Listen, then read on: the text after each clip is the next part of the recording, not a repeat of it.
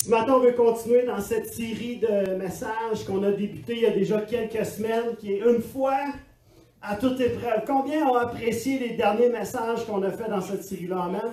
C'est tellement bon de voir, d'être stimulé, d'être rencontré, d'être motivé dans cette foi. Moi, semaine après semaine, je me prépare. Je suis tellement excité. Puis cette semaine, c'était spécial. Parce que je parlais de mon message à Myriam, puis j'avais oublié un de mes points. Tu sais, je dis, Marion, comment je fais pour oublier un de mes propres points dans mon message? J'avais complètement oublié. Mais ce matin, j'ai des notes. C'est la bonne nouvelle. Je ne devrais pas oublier. De toute façon, je vais faire confiance à Dieu là-dedans. On va prier ensemble avant d'aller dans le fond du message ce matin. Père éternel, on veut te remercier pour ce message qui va être partagé. Merci pour ta présence. Merci pour ta parole, Papa éternel. C'est tellement bon d'entendre, d'être stimulé, d'être motivé par éternel. Et Papa, ce matin, je te prie que notre foi puisse être fortifiée, encouragée, qu'elle puisse croître encore davantage, Père éternel, et que ça puisse devenir cette foi à toute épreuve, Seigneur Dieu, que tu nous parles dans ta parole ce matin. Et Père, on te remercie, sème dans les cœurs ce qui doit être semé, que ton Saint-Esprit puisse faire son œuvre afin que nous puissions grandir dans notre foi, dans le nom de Jésus, on a prié. Amen. Je pense qu'on a besoin de grandir, même si ça fait 40 ans qu'on sert le Seigneur, on a besoin que notre foi grandisse. Amen? Amen. On n'a pas fini. On n'a pas fini de grandir, que notre foi grandisse. Et je veux juste partager avec vous, c'est quoi la foi versus les faits, ok? Une chose qui est certaine, c'est que vous êtes assis ici dans l'église ce matin. Ça, c'est un fait. On est d'accord? Je suis ici debout devant vous ce matin en train de vous parler. C'est un fait. La foi, c'est que vous m'écoutiez toute la gang. Ça, c'est la foi. Que vous m'entendez et que vous m'écoutez toute la gang. Ça, c'est la foi. OK? C'est juste une petite blague que je fais. Je sais que vous m'écoutez. Mais, vous savez, on prêche tellement de messages. Puis là, des fois, on va retourner chez nous. Puis comme moi, j'ai oublié mon propre point, je suis conscient que certains d'entre nous vont oublier aussi ce qu'on va en parler ce matin. La beauté, c'est que c'est filmé. C'est enregistré, fait qu'on peut aller se remémorer cette série, revoir, retourner dans cette série-là. Et ça, c'est vraiment magnifique. Amen. Et je ne sais pas si vous avez déjà fait de l'escalade. Avez-vous déjà fait de l'escalade? Quelques-uns? Même pas. Il n'y a pas ça en Abitibi, ça n'existe pas. Vous avez fait de l'escalade en skidoo, quelque chose? Il y en a quelques-uns, lève la main. Moi, oui, j'ai déjà fait. Coco, t'en as fait chez vous, après ta maison, tout ça. Grimper dans les arbres, l'affaire-là, je savais que quelqu'un allait sortir ça à un moment donné. Mais, tu sais, quand on fait de l'escalade dans des places comme ça, moi, j'en ai fait plusieurs occasions. J'aime ça. J'ai beaucoup de plaisir. On est allé à des places avec les enfants. Il y a une place à Laval qui c'est vraiment une magnifique place où ils ont des murs là, de toutes sortes de pentes, de trucs. Puis là, tu fais de l'escalade. Il y a un mur que tu dois te bander les yeux pour... C'est le défi, c'est le challenge. Tu te bandes les yeux, puis tu pars. Puis là, c'est le plus haut que tu te rends, genre. Tu comprenais le principe? Mais quand tu as les yeux bandés, il faut que tu cherches les prises, là, les trucs. Puis là, écoute, c'est toute une expérience. Et là, tu es là, tu avances, tu montes. Mais quand tu as les yeux, là, tu vois rien. Là. Tu montes haut. Tu n'as pas le feeling, tu ne regardes pas en bas. Tu ne sais pas comment tu es haut. Fait que tu montes. Puis à un moment donné, je me souviens, les enfants, je sais pas, je suis pas être capable. Puis là, ils grimpent. Puis à un moment donné, ils se rendent en haut. Puis là, mais quand ils enlèvent le bandeau, ils sont comme, oh, je sais pas, je suis pas être capable de descendre. Hein? Ils se sont rendus jusqu'en haut parce qu'ils voyaient rien. Fait qu'eux autres, c'est comme on monte, puis là, je suis rendu où? Hey, c'est pas grave, tu sais que t'es rendu, continue à monter, t'es bien parti. Toi, tu le sais qu'il est presque en haut. Puis là, Mané arrive, hey, il n'y a plus rien. Ben, c'est parce que t'es rendu en haut. Et je me souviens avoir été faire de l'escalade à une place, puis il y avait une place, là, ces places-là, c'est des systèmes qui te. Vous savez, il y a quelqu'un qui est là pour te sécuriser quand tu fais de l'escalade. Lui, il tient ta corde, puis sa job, c'est que si jamais tu lâches ta prise, ben lui, il retient pour pas que tu tombes, puis que tu te plantes, puis que tu te fasses mal. Mais il y avait une place où je suis allé, et le gars, un bon gars, Mais distrait, je ne sais pas qu'est-ce qui est arrivé. Et là, j'étais presque rendu en haut. Il y avait vraiment un... Il fallait que je fasse de quoi de difficile. Et là, je me dis, rendu là, j'essaye. Mais c'était vraiment risqué, tu sais. Mais je faisais confiance au gars en bas. Je me disais, lui, il va, tu sais. S'il arrive de quoi? Oh, yes! J'ai mis ma foi dans un gars qui, peut-être, j'aurais pas dû. Mais j'arrive, puis là, je me dis, je vais me donner un petit, tu sais, petit swing. Parce que tu vois ça, ça se fait, là, tu sais, tu te donnes un petit élan, puis là, tu vas chercher la prise qui est plus loin. Fait que je le fais. Mais l'affaire, c'est que je me suis rendu à peu près jusqu'à la moitié du mur en bas, jusqu'à temps que le gars, il se rende compte que j'étais en train de descendre. Puis lui, il donne un gros coup. Et là, le truc me rentre en dessous. Ça me squeeze, les trucs. Ça fait extrêmement mal. Et là c'est fini, là. C'est fini, là. Là, je descends. Le gars, je m'excuse, je te distrais. Là. Ah, c'est vrai? Pour de vrai, tu étais distrait? On n'a pas remarqué? Mais le feeling que j'ai eu, c'était comme, je pensais mourir. Tu sais, j'ai vu blanc, j'ai vu noir, ça y est, Seigneur, prends-moi. C'est fini. Mais la foi s'expérimente à ça un peu. Et moi, je le vois un peu comme ça, parce que dans la vie, tu grimpes, tu avances, tout ça, il y a des prises de différentes formes, il y a des situations, tu prends des risques, tu fais des choix. Puis là, tu espères que le gars qui te sécurise, dans notre cas, à nous, c'est Dieu, on n'a pas à avoir peur. Mais tu espères qu'il va te tenir la corde. Que la corde va tenir. Qu'il va faire de quoi? Qu'il va intervenir si jamais il arrive quelque chose. Et ça, c'est la beauté de la foi, amen. Parce qu'on sait, nous, que le gars qui tient la corde, c'est Dieu. Quand on lui a donné notre vie, c'est lui qui tient la corde. Et peu importe ce qui arrive, qu'on tombe, qu'on fait des erreurs, qu'il arrive quelque chose, qu'on prend des risques, qu'on fait des mauvais choix, Dieu va tirer et va faire « Hey, c'est beau. Je suis là, man. Tout va bien aller. » Et là, tu reprends ton ascension. Tu continues à avancer, tu continues à grandir, tu continues à aller de l'avant. Amen? Ça, c'est la foi. Hébreux chapitre 11, verset 1 à 3 nous dit « Mettre sa foi en Dieu, c'est être sûr de ce que l'on espère, c'est être convaincu de la réalité de ce que l'on ne voit pas. » Et quand je vous racontais tantôt cette optique-là de rien voir, puis de monter, puis de ne pas savoir, c'est un peu l'image que je voulais vous donner à travers ça. C'est à cause de leur foi que les grands personnages du passé ont été approuvés par Dieu. Par la foi, nous comprenons que l'univers a été formé et par la parole de Dieu, de sorte que ce qui est visible a été fait à partir de ce qui est invisible. Amen?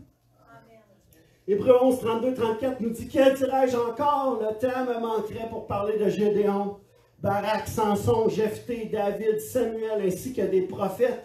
Grâce à la foi, ils vainquirent des royaumes, pratiquèrent la justice et obtinrent ce que Dieu avait promis. Ils fermèrent la gueule des lions, éteignirent des feux violents, échappèrent à la mort par l'épée. Ils étaient faibles et devinrent forts. Ils furent redoutables à la guerre et repoussèrent des armées étrangères. » Amen. 1 Pierre 1, 6, 7, c'est nos versets thèmes de cette série. Je les relis à chaque fois pour qu'on puisse se remémorer ensemble. Ça dit, voilà ce qui fait votre joie, même si actuellement, il faut que vous soyez attristés pour un peu de temps par diverses épreuves. Puis là, tu lis un peu de temps, tu dis, me semble, le Seigneur fait 50 ans. Pour d'autres, 60, 70, d'autres moins, que je suis là, tu sais. Celles-ci servent à éprouver la valeur de votre foi.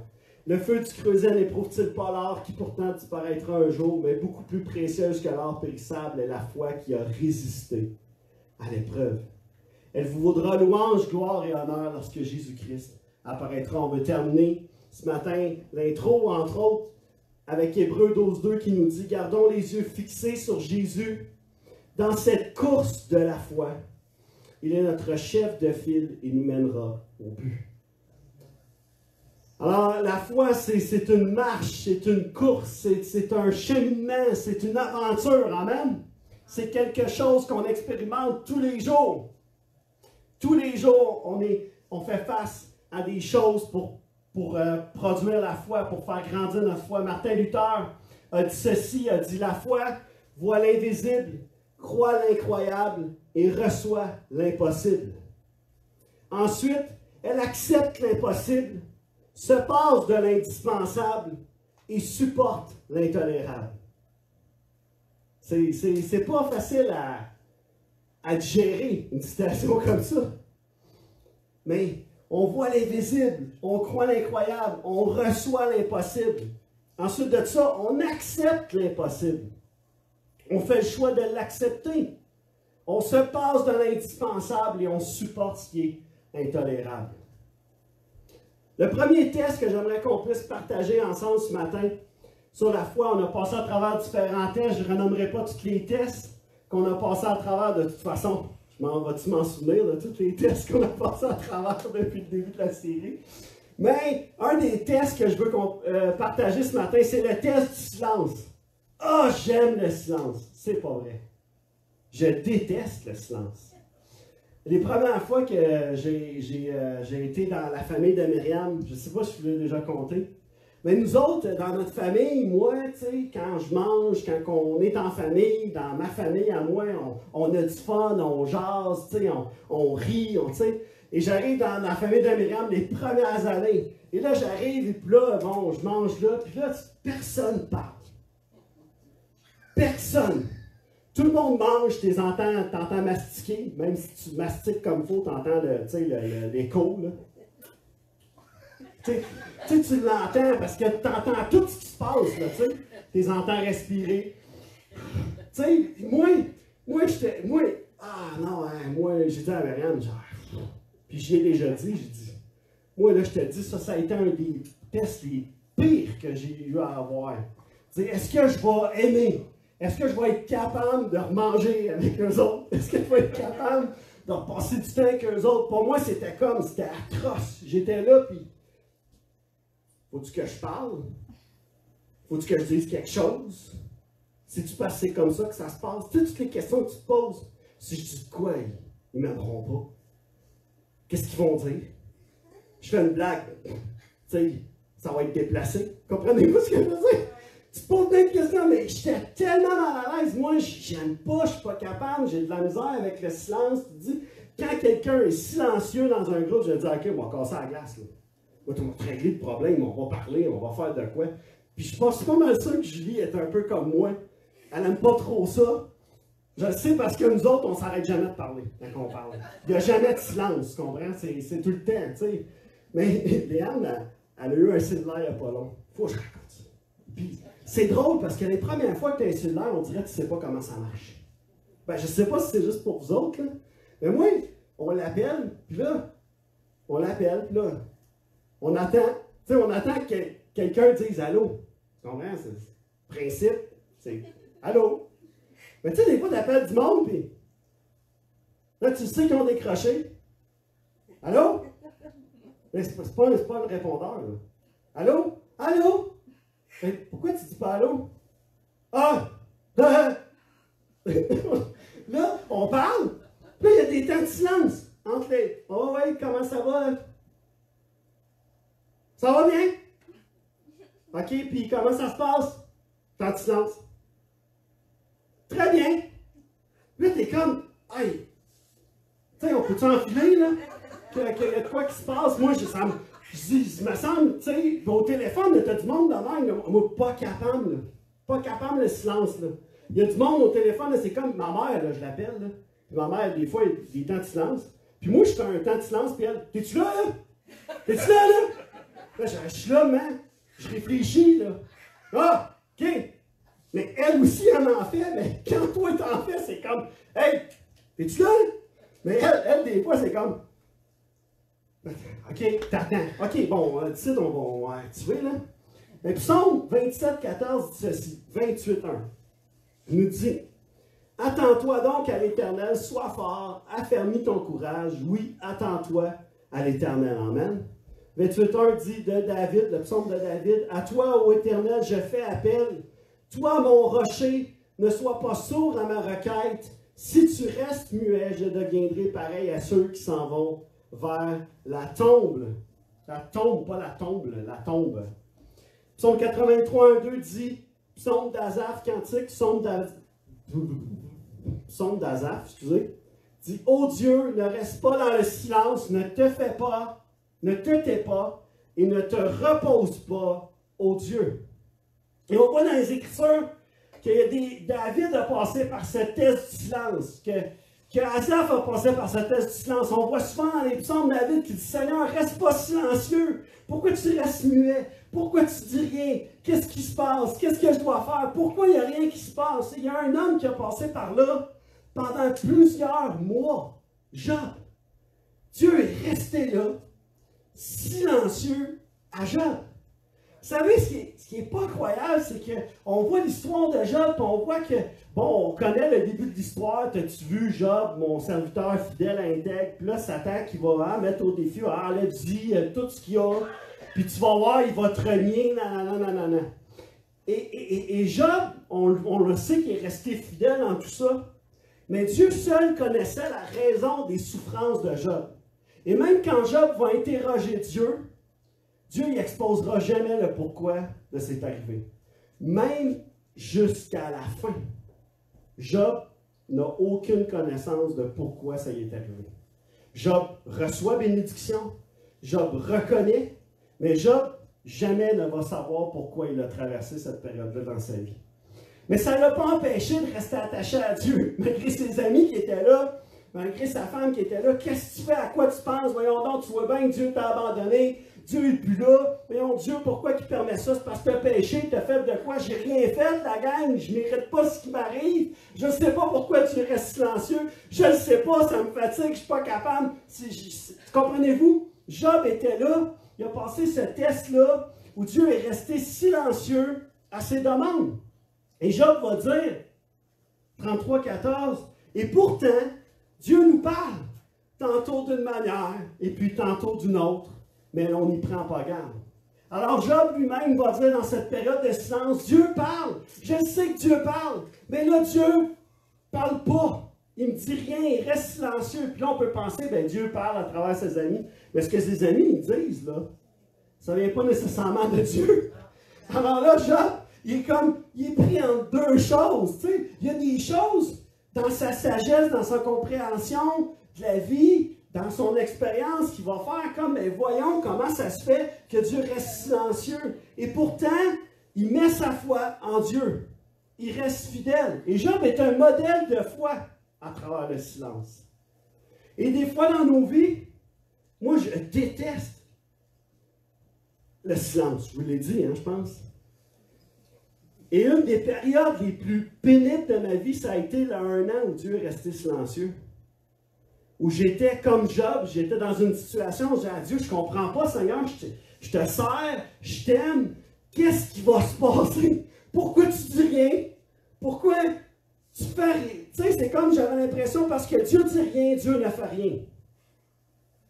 Mais c'est pas parce que Dieu dit rien que Dieu ne fait rien.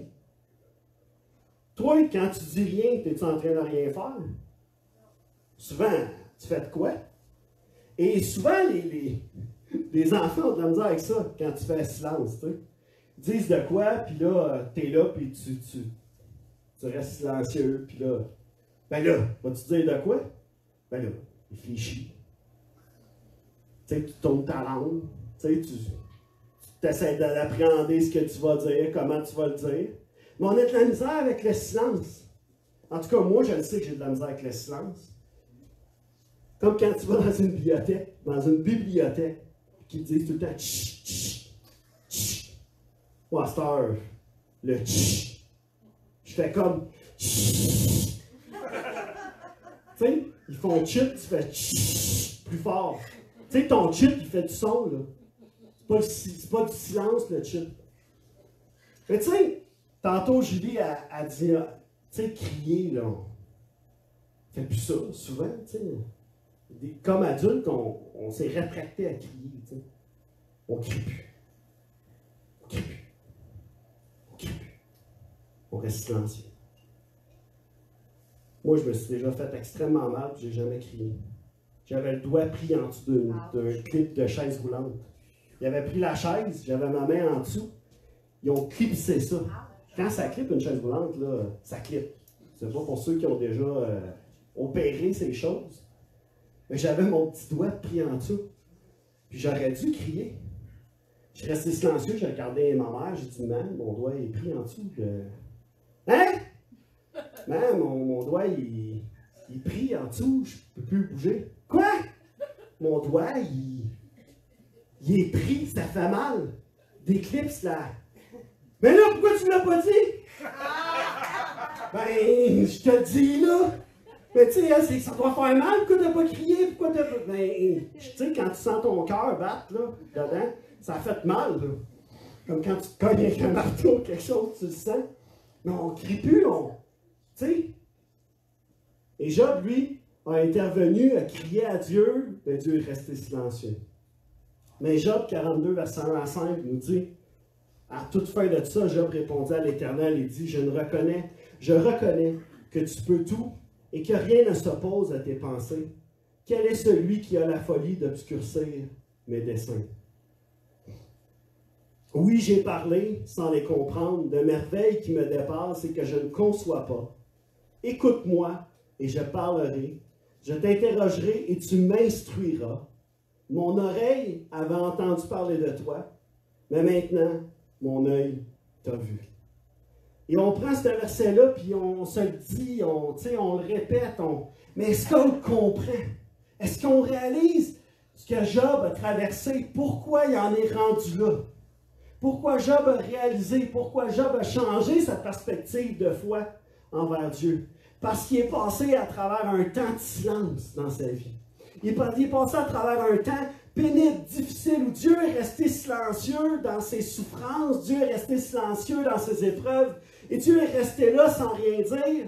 Et Job avait l'impression que Dieu ne faisait rien pour lui. Et c'est vrai que c'était injuste ce qu'il vivait. On est d'accord? C'est vrai que la souffrance de Job, les choses qu'il vivait, c'était injuste. Mais Job a réalisé à la toute fin, Seigneur, aujourd'hui je comprends que j'ai réalisé que je disais n'importe quoi. Je ne te connaissais pas vraiment. Je ne savais pas vraiment tu étais qui. Mon oreille avait entendu parler de toi. Je savais, je connaissais, je savais ce que tu avais fait. Mais maintenant, dans ma vie, je t'ai vu. Amen? Et des fois, le silence fait que... Moi, je peux vous dire une chose. Le silence est une des choses les plus pénibles que j'ai à vivre. Je crois qu'on a à vivre, je crois, comme croyant. Quand Dieu reste silencieux, on sait que Dieu est un Dieu qui parle. On sait que Dieu est un Dieu qui aime, qui est bon. Et quand on passe à travers une saison comme ça de silence, on se dit, bon, Seigneur, es-tu vraiment là? Mais quand Dieu te réveille pendant la nuit, puis qu'il ne reste plus silencieux, puis que ça fait des semaines ou des mois que tu veux l'entendre, quand il te réveille, ça compte. Comprenez-vous? Des fois, il faut passer par le silence pour réaliser, là, ça a son importance. Là, je réalise, Seigneur, tu parles, mais pas nécessairement quand je veux que tu parles, mais tu agis. Amen? Amen? Vous savez, Dieu n'est pas obligé de tout nous dire. Des fois, on a cette mentalité, cette perspective, il faut que, Seigneur, tu me dises ce qui va se passer. Dieu n'est pas obligé de tout te dire, il est souverain. C'est lui qui décide. On lui a donné notre vie. Il n'est pas obligé de nous dire. Moi, mes enfants veulent tout savoir. Qu'est-ce qu'on fait aujourd'hui? Je suis obligé de tout dire à mes enfants. Qu'est-ce qu'on mange? Je suis obligé de dire ce qu'on mange à mes enfants. Qu'est-ce qu'on va faire durant les vacances? Je suis obligé de dire à mes enfants ce qu'on va faire durant les vacances. Ils veulent tout savoir. On veut tout savoir. Mais Dieu n'est pas obligé de tout nous dire. On doit reconnaître que Dieu est vraiment tout ce qu'on a besoin durant ce temps de silence-là. Amen? Et Dieu n'est pas obligé de nous dire, quand il reste muet, ça ne veut pas dire qu'il ne sait pas ce qu'il fait. Il sait ce qu'il fait. Il sait pourquoi on passe par un temps de silence. Et ce test-là, il est nécessaire parfois pour que notre vision, notre compréhension, notre foi en Dieu soit transformée. Amen? Et qu'on puisse réaliser que la foi ne dépend pas de si Dieu parle ou non. Est-ce que notre foi dépend? Dieu dit quelque chose, alors là, ma foi, elle est grande. Dieu dit rien, ma foi, elle est petite. Non, notre foi ne dépend pas de si Dieu parle ou non. Amen? Regardez Shadrach, Meshach et Abednego. Hein? La semaine passée, on a parlé de la fournaise. Ils ont dit au roi, ils ont dit, écoute, sache que Dieu va nous délivrer de la fournaise. Et même si Dieu ne le fait pas, on ne pliera pas les genoux. Eux, ils étaient comme, ils ont réalisé, ma foi ne dépend pas de si Dieu va faire quelque chose, va agir, va dire quelque chose, mais ma foi, elle est complète. Amen. Parce que de toute façon, s'il arrive quelque chose dans ma fournaise, je sais où je m'en vais. Alors ma foi ne dépend pas de ça. Amen. Il y a une femme, dans le Nouveau Testament, une Samaritaine. On va lire son histoire, Matthieu chapitre 15, verset 21-28. Et ça nous dit ceci. En quittant cet endroit, Jésus se rendit dans la région de Tyr et de Sidon. Et voilà qu'une femme cananéenne qui habitait là vint vers lui et se mit à crier, « Seigneur, fils de David, aie pitié de moi. Ma fille est sous l'emprise d'un démon qui la tourmente cruellement. » Mais Jésus ne lui répondit pas un mot. Jésus dit rien. Pourtant, elle l'a appelé par son nom. Elle l'a appelé fils de David.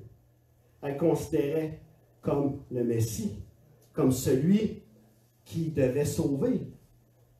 Ses disciples s'approchèrent de lui et lui dirent, « Renvoie-la, car elle ne cesse de nous suivre en criant. » Intéressant d'entendre parler de... Elle n'arrêtait pas de crier. Elle ne restait pas silencieuse, elle était là. Puis Jésus, lui, reste silencieux. Reste silencieux, dit rien. Et à un moment donné, Jésus, alors que ses disciples, la Charles, fait quoi? Dit quelque chose. Va dire au verset 24, ce à quoi elle répondit. Ma mission se limite aux brebis perdues du peuple d'Israël. Et cette femme-là, il faut comprendre, elle est cananéenne. Elle ne fait pas partie du peuple d'Israël. Et donc, Jésus est en train de dire, écoute, ma mission, elle est là. Les enfants d'Israël. J'ai été envoyé pour ça. Mais la femme vint se prosterner devant lui en disant, Seigneur, viens à mon secours. Il lui répondit, il ne serait pas juste de prendre le pain des enfants de la maison pour le jeter aux petits chiens. Assez dur comme réalité. Jésus est en train de dire, écoute, tu es considéré comme un petit chien. Parce que tu n'es pas israélite, tu n'es pas juif. Et les Samaritains, les Cananéens avaient cette réputation qu'on les appelait tels quels. Et Jésus est en train de faire dire, regarde, quittez. Et moi, j'ai été envoyé vers les brebis d'Israël. Donc, ce que tu me demandes, c'est correct que tu le fasses, mais Jésus est en train de dire, mais ce ne serait pas juste que je prenne le pain et que je t'en donne, puis que j'en jette.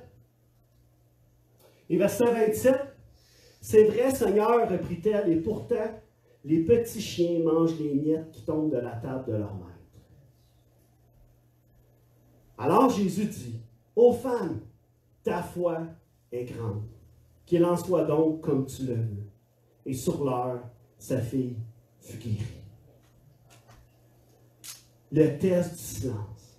Elle l'a passé, mais elle a été harcelée, Jésus. Seigneur, il faut que tu fasses quelque chose. Et sa foi a été éprouvée par ce test-là de silence. Mais elle a continué. Elle a dit, je vais continuer, Seigneur. Et Jésus a répondu, pas la réponse qu'elle attendait. Hein? Jésus a dit, écoute, je ne peux pas faire ça.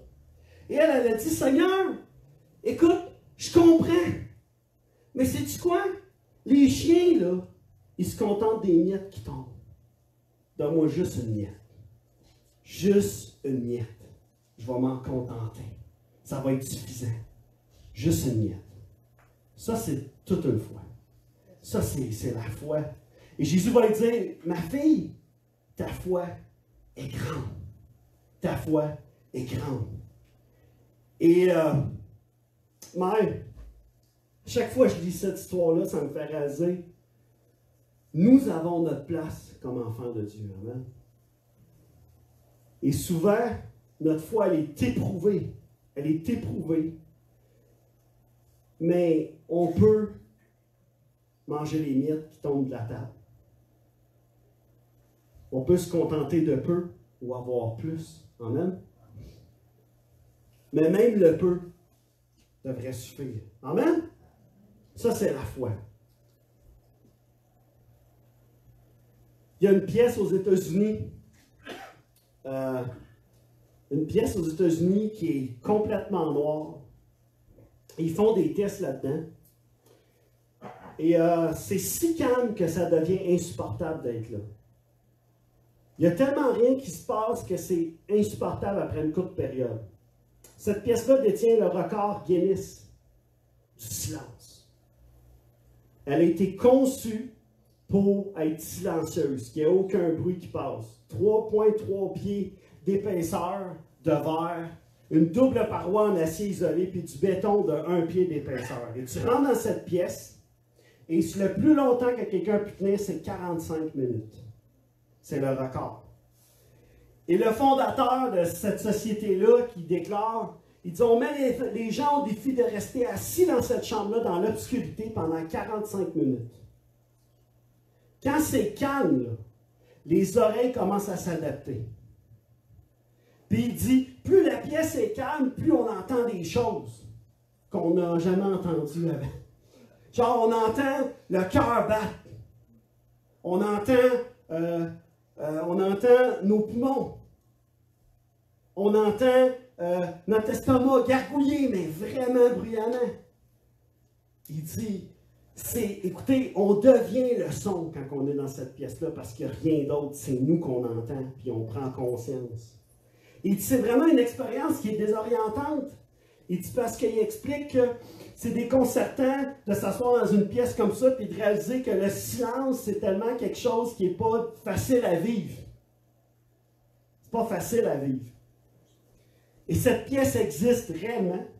Les compagnies font des tests là, pour tester des produits de son, des trucs comme ça.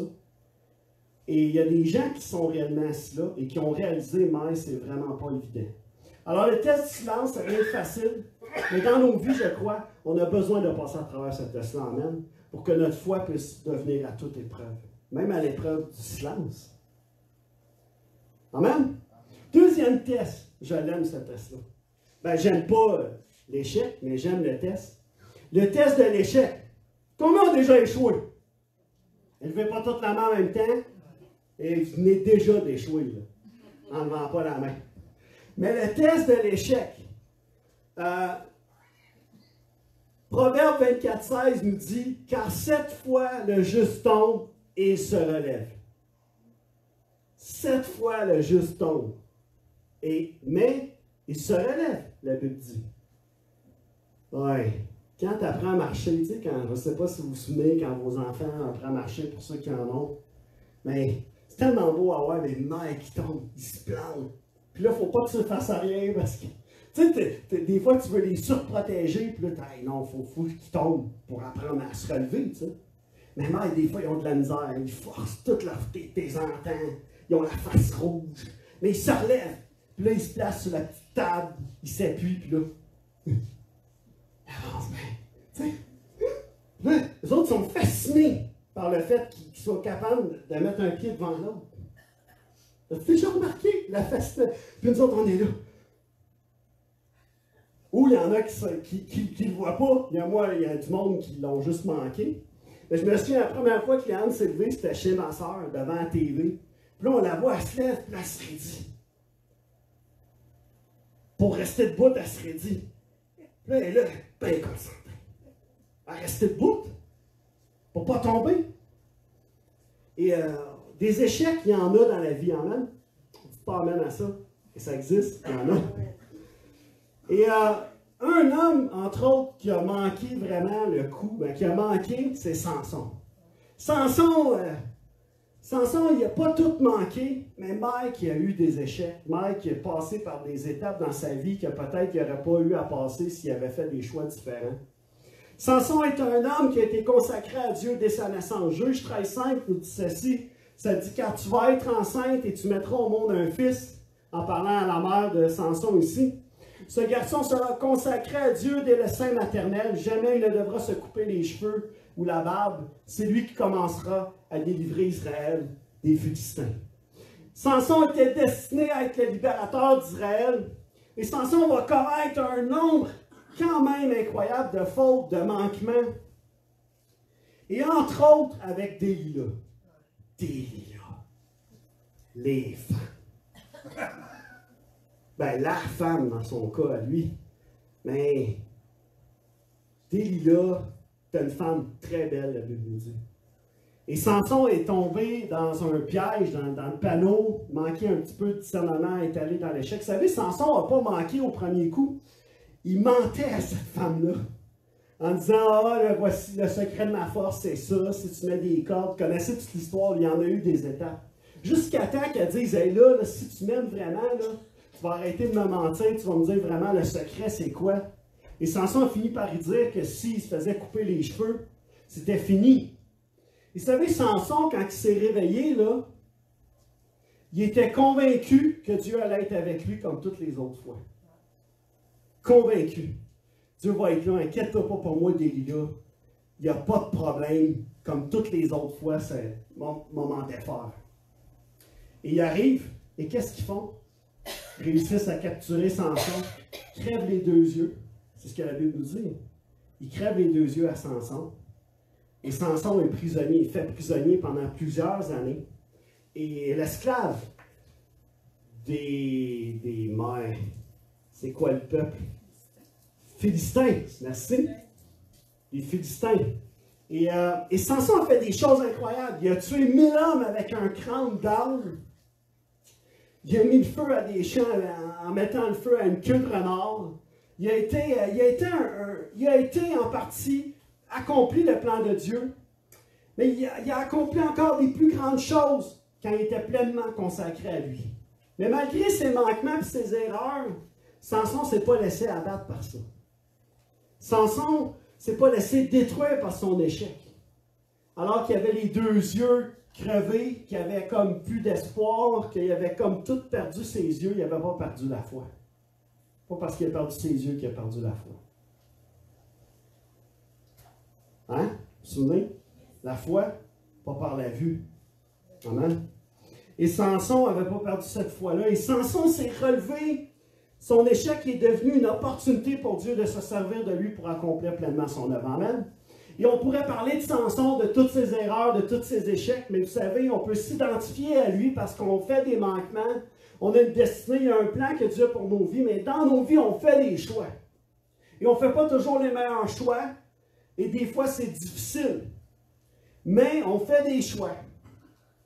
Et dans Jeux chapitre 5, versets 25 à 30, ça nous dit « Comme ils étaient en joie, ils s'écrièrent, appelez Samson, qu'il nous divertisse, le gars. » Il fit sortir Samson de la prison et il dut se livrer à des pitreries devant eux. Puis ils le placèrent entre les colonnes du bâtiment. Et la gang de nouilles. Pareil. Alors Samson demanda au jeune homme qui les conduisait par la main, mais eux autres, il n'y avait plus de crainte. Ils se sont dit, Samson, il est tellement détruit, il a tellement échoué, il n'y a plus rien à craindre de ce gars-là. Il est fini, le gars. Hein? C'est ce qu'il se dit. Il est fini, son Dieu l'a abandonné, il n'y a plus rien à faire. Et Samson demande au gars, au jeune qui est là, qui le guidait, il dit, guide-moi. Fais-moi toucher les colonnes qui soutiennent l'édifice pour que je puisse m'y appuyer. Et verset 27, ça dit, oh, le bâtiment était rempli d'hommes et de femmes. Tous les princes des Philistins s'y trouvaient. Et sur la terrasse, il y avait 3000 personnes environ. Hommes et femmes qui regardaient Samson les amuser. Samson pria l'Éternel et dit, Seigneur Éternel, je te prie, interviens en ma faveur. Rends-moi ma force une dernière fois. Ô Dieu, pour que je me venge en une fois des Philistins pour la perte de mes deux yeux, mais aussi pour accomplir la pleine destinée de Dieu pour sa vie. Il toucha les deux colonnes centrales qui soutenaient l'édifice et s'arc-bouta contre elles, de la main droite contre l'une et de la main gauche contre l'autre, puis il dit « Que je meure avec les Philistins ». Puis il poussa de toutes ses forces. Et le bâtiment s'écroula sur les princes et sur toute la foule qui s'y trouvait. Ainsi, il fit périr plus de monde par sa mort que de son vivant. Alors, Samson a échoué d'une façon monumentale. D'une façon monumentale, mais il est arrivé à la fin. Il n'a pas laissé cet échec-là prendre la place, le laisser s'abattre, mais il a dit, Seigneur, une dernière fois, donne-moi la force. Donne-moi la force d'être le libérateur d'Israël. On pourrait se laisser abattre par nos échecs. On pourrait se laisser abattre par nos erreurs, nos situations, nos choix. Dans Luc chapitre 22, versets 31-34, ça nous dit ceci, ça dit Simon, Simon, fais attention, Satan vous a réclamé pour vous passer tous au crible. Comme on secoue le blé pour le séparer de la balle. Ici, c'est Jésus qui parle à Simon-Pierre. Il dit, mais moi, j'ai prié pour toi, pour que la foi ne vienne pas à te manquer. Et toi, le jour où tu seras revenu à moi, fortifie tes frères. Seigneur lui dit, Simon, je suis prêt, s'il le faut, à aller en prison avec toi, ou même à mourir. Pierre reprit Jésus, je te l'assure, aujourd'hui même, avant que le coq ne chante, tu auras par 3 fois nié de me connaître. Et Pierre, il dit, Seigneur, je vais aller en prison, je vais mourir pour toi. Jésus dit, Pierre, fais attention. Il dit, avant même que le coq chante, 3 fois aujourd'hui, tu vas me renier, Pierre. Seigneur, je vais aller en prison pour toi, Pierre, tu vas me renier. Mais sais-tu quoi? Il dit avant, j'ai prié pour toi, pour que ta foi ne vienne t'en manquer. Puis quand tu vas être revenu à moi, tu vas relever tes frères. Alors il est en train de dire à Pierre, Pierre, tu vas manquer ton coup, man. Tu vas rater ton coup, tu vas échouer 3 fois, une après l'autre. Vous connaissez l'histoire? Une après l'autre. Et la Bible va dire que quand Pierre a entendu le coq chanter la 3e fois, il va pleurer amèrement. Abondamment. Parce qu'il réalise qu'il a manqué, parce qu'il a échoué. Et Jésus dit, Pierre, fais-toi-en pas avec ça. J'ai prié que ta foi ne manque pas, pour que tu relèves tes frères, parce que j'ai un plan pour ta vie. Alors les apôtres ont manqué leur coup aussi. Les disciples ont manqué leur coup aussi, ont fait des erreurs, ils ont échoué. Mais Jésus est là, amen. La Bible nous dit qu'il intercède auprès du Père pour nous. Et il est monté sur la croix pour pas que nos échecs, nos erreurs, justement, prennent cette place dans nos vies. Mais Jésus est capable de dire, regarde, il a peut-être fait une gaffe, mais j'ai payé le prix. Amen? Alors nos erreurs, nos échecs nous poussent à ce que notre foi puisse grandir. Je ne sais pas pour vous, mais moi, ça me fait grandir. Le succès n'est jamais définitif. L'échec n'est jamais fatal. C'est le courage de continuer qui compte. Ah, ça fait mal échouer. Ça fait mal tomber. Moi, je suis tombé. J'avais un mini-trail. Quand j'étais jeune, j'ai pris des plonges avec ça. J'étais trop petit pour être sur un mini-trail, mais je voulais tellement être sur mon mini-trail. Être tellement roulé avec ça. Je voulais tellement, à un moment donné, j'ai été 1 an sans en faire, puis je me souviens encore, mon père, OK, vas-y, hein, on embarque dessus, mais je ne touchais même pas à terre. Là. Et là, à un moment, j'embarque dessus, mets le gaz, toute la kit, change les vitesses, pas pire, plus capable de tourner. Je me souviens plus comment tourner. J'ai oublié comment tourner avec mon mini-trail. Tu sais, quand ceux qui conduisent des motos savent, il faut que tu balances ton poids d'un bord ou de l'autre pour tourner avec des 2 roues. Là. Pas comme un 4 roues. Un 2 roues, il faut que tu tournes et tu balances ton poids. Moi, je me souviens plus comment tourner et je me souviens encore de dire Papa!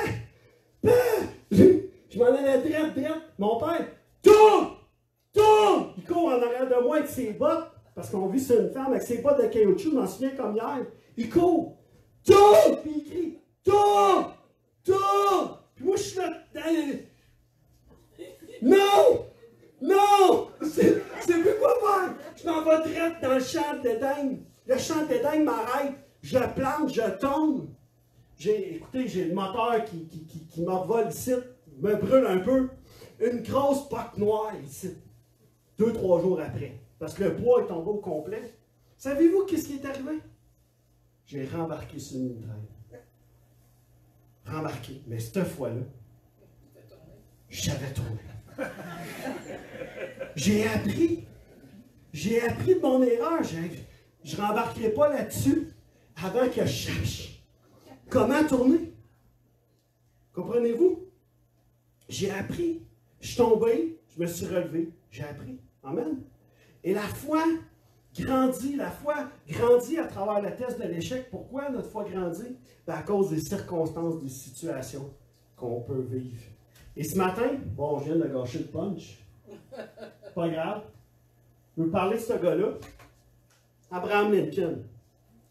Abraham Lincoln, quand il avait 7 ans, sa famille a été forcée de quitter son domicile pour des raisons juridiques et il a dû travailler pour l'aider. C'est un homme qui a échoué à plusieurs reprises dans sa vie. À 9 ans, sa mère est morte à ce gars-là.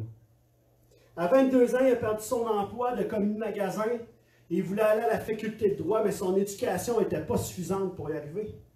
À 23 ans, il s'est endetté pour devenir partenaire dans un petit magasin. À 26, son associé est mort et il l'a laissé avec une énorme dette qu'il a fallu des années pour rembourser. À 28 ans, après avoir courtisé une fille pendant 4 ans, il a demandé de l'épouser. Elle a dit non. À 37 ans, alors qu'il faisait son 3e essai, il a été élu au Congrès américain.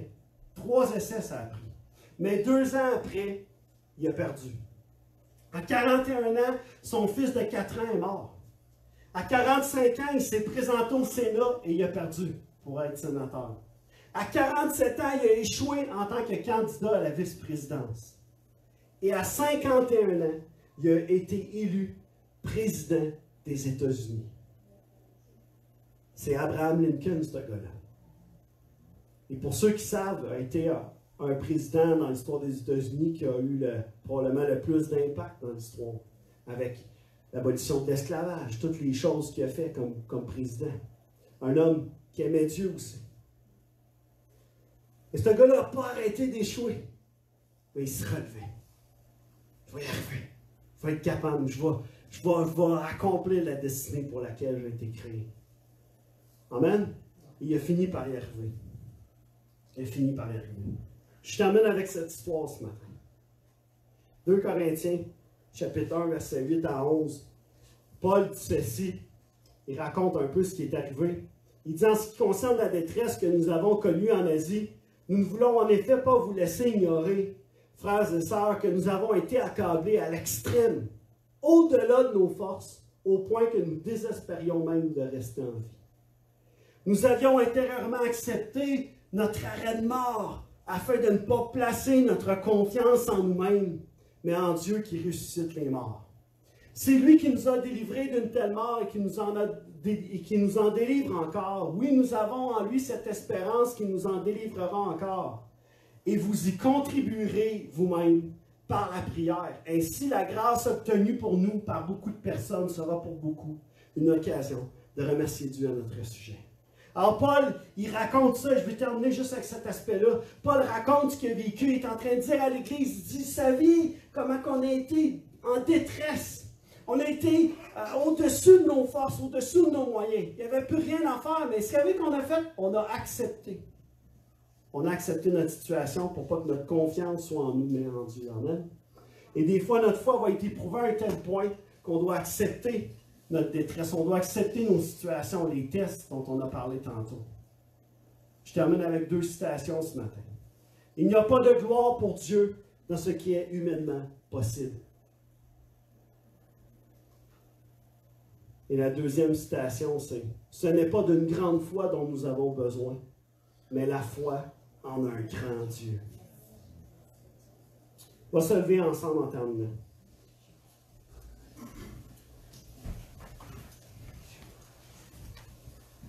Les tests de la foi sont nombreux, comme on l'a vu dans cette série-là. Amen. Il y a plusieurs tests, il y en a tellement. Et dans 2 semaines, je vais terminer cette série-là avec 2 autres tests.